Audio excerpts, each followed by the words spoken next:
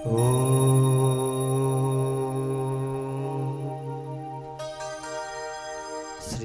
गणेशाय नमः।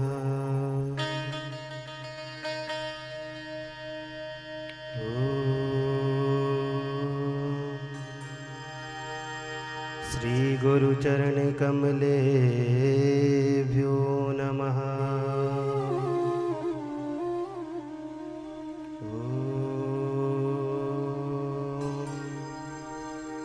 श्री कृष्णाय नमः। भक्ति भक्त भगवंत गुरु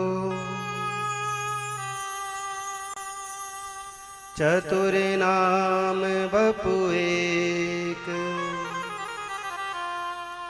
इनके पद वंदन करूं नासत विघ्न अनेक। राधा साध्यं साधनं यस्य राधा, मंत्रो राधा मंत्रधात्री च राधा। सर्वं राधा जीवनं यस्य राधा। राधा राधा वाचिकिं तस्य शेषम्। राधा राधा वाचिकिं तस्य शेषम्। नमः कुंज विहारिणे, नमः कुंज विहारिणे। स्वामी श्री हरिदासाय गोविंदाय नमो नमः। ध्येयं सदा परिभवग्नमवेष्टदोहम्, तीर्थस्पदं शिवविरञ्चिनुतं शरण्यम्। व्रत्यार्तिहं प्रणतपालभवाब्धिपोतम्,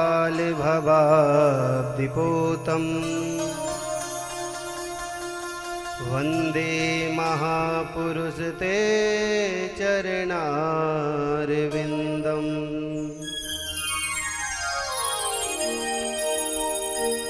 परम मंगलमय परात्पर अखिलेश्वर ब्रह्मांड नायक राजाधिराज श्री बाल कृष्ण लाल की अलौकिक छवि, आनंद कंदिनी निकुंज विहारिणी, रसिकों का परम धन, भक्तों की अमृतमयी वाणी श्री शिव महापुराण, मंचासीन श्री वेद व्यास जी महाराज के स्वरूप में हमारे परम पूज्य महाराज श्री जी, मंच पे आसीन विद्युत जन ब्राह्मण देवता, संगीत के आचार्य गण, संत समाज, ब्राह्मण समाज, सभी को दास का कोटि कोटि प्रणाम।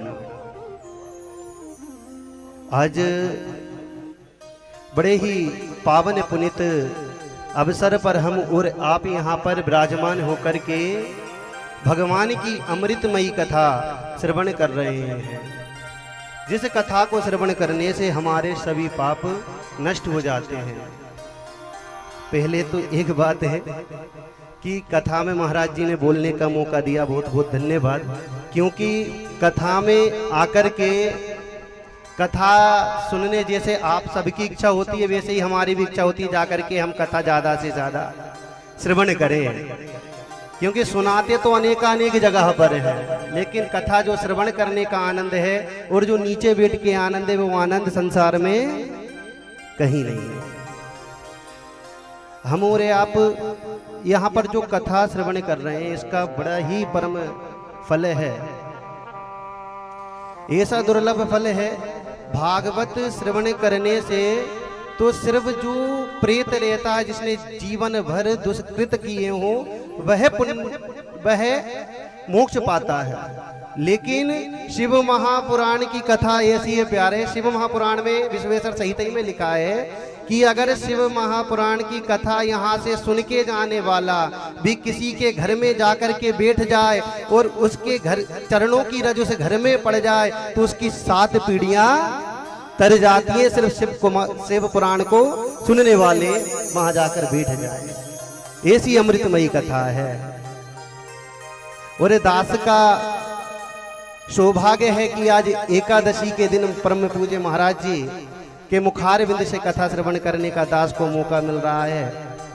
और हमारा तो सबसे एक ही कहना रहता है और हर मंच पे एक ही बात कहते हैं कि हमें और आपको सिर्फ सनातन की रक्षा करनी है। देखिए प्यारे, जब तक सनातन है तभी तक हम और आप सब सुरक्षित हैं। और जिस दिन सनातन नहीं रहेगा उस दिन, एक समय ऐसा आया था जिस दिन सनातन आघात हुआ था, उस समय कई ऐसे दुष्ट आए जिन्होंने हमारे ऊपर आक्रमण किए। लेकिन सनातन जब जागृत होता है तब हम सबको आजादी प्राप्त हो जाती है। तो हमें क्या करना है? सनातन की रक्षा के लिए आपको किसी से युद्ध नहीं करना, किसी से लड़ना नहीं, किसी से झगड़ना नहीं। सिर्फ करना क्या है? सनातन के जो तत्व हैं उनकी रक्षा करना है। कौन कौन से तत्व? गंगा को स्वच्छ कर दो। गंगा जी जाओ तो गंगा जी में अपने पाप धोने तो जाओ, लेकिन वहां जाकर के गंदगी मत करो। देखो हम जाते हैं अपने पाप तो धोते हैं और वहां जाकर गंदगी करा आते हैं, गलत है। और सनातन की एक धरोहर है गाय, गौ माता, जिसकी हमें हमेशा रक्षा करनी चाहिए। और जैसे हम गौ माता की रक्षा करेंगे, साइंस भी मानता है कि अगर गौ माता के दुग्ध को आप पान करते हैं, उसके गौमूत्र को पान करते हैं, तो आपको किसी प्रकार की बीमारी नहीं हो सकती। कैंसर जैसी मां भयानक बीमारी भी गौमूत्र से ठीक हो जाती है। गौ का तो गोबर तक काम का है भाई, घर के बाहर लीप दोगे तो आपकी यहाँ लक्ष्मी माता नृत्य कर करके आती है। और गायत्री, हम सबको गायत्री की रक्षा करनी है। शास्त्र कहते हैं गायत्री का मर्यादा रखो। देखो गायत्री आजकल क्या होता है कि माइकों पे चला रहे हैं, साउंड पे चला रहे हैं, तेज आवाज में बोल रहे हैं, गलत है। इससे भगवान का अपराध बनता है। गायत्री की रक्षा करो। और समाज में अगर रक्षा करनी है और हमारे सनातन की रक्षा करनी है तो सनातन की धरोहर है शिखा, तिलक, इनकी भी रक्षा करो। और हिंदू हैं हम तो शिखा और तिलक हमारे माथे पे होना चाहिए। बिना तिलक के कभी घर से मत निकलो। देखिए जब किसी व्यक्ति को टोपी पहनने में दिक्कत नहीं है तो हमें अपनी शिखा रखने में किस बात की दिक्कत, क्या बात की परेशानी? भाई वो जब अपने धर्म को बढ़ावा दे सकते हैं तो हमें भी अपने धर्म को बढ़ावा देना चाहिए।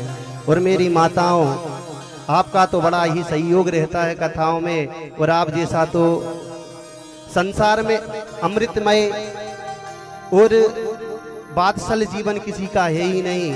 तो आपसे भी एक अनुरोध रहेगा, आजकल की जो पीढ़ी है ना, गलत रास्ते पे जा रही है, उस रास्ते को सिर्फ और कोई नहीं सुधार सकता। पिताजी बच्चे को नहीं सुधार सकते, क्योंकि माता ही अपने बच्चे को दिन रात देखती है। तो बस इतना ही अनुरोध है। और परम पूज्य महाराज जी की बड़ी कृपा है कि दास पर ऐसे ही अनुग्रह करते रहते हैं। और महाराज जी की ही कृपा से दास ये इतना सक्षम हुआ है कि आप तक अपनी वाणी की सेवा दे सकता है। नहीं तो दास के पास ऐसा कुछ नहीं, बस आशीर्वाद है गुरुदेव का, आशीर्वाद है हमारे ठाकुर जी का, आशीर्वाद है माँ जगत जननी मैया का।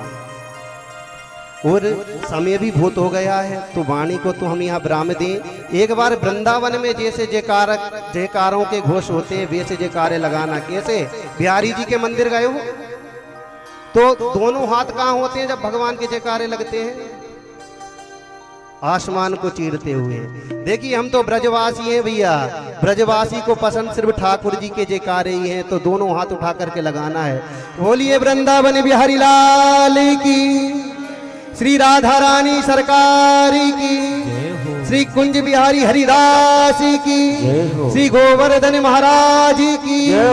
अब साथ में बोलना है, काल हर कष्ट हर दुख हर दारिद्र हर आनंद की वैभव की सुख समृद्धि की लहर कर हरे हर हरे हर हर हर महादेव। अपनी वाणी सेवा को गुरुदेव के श्री चरणों में अर्पित करते हुए बहुत ही सुंदर संदेश हमारे पाठक जी ने प्रदान किया। बहुत प्यारी कथा गाते हैं और इनका हमारा सानिध्य ठाकुर जी कृपा से होता रहता है। बहुत दिनों तक आप लोगों ने देखा भी होगा महाराज जी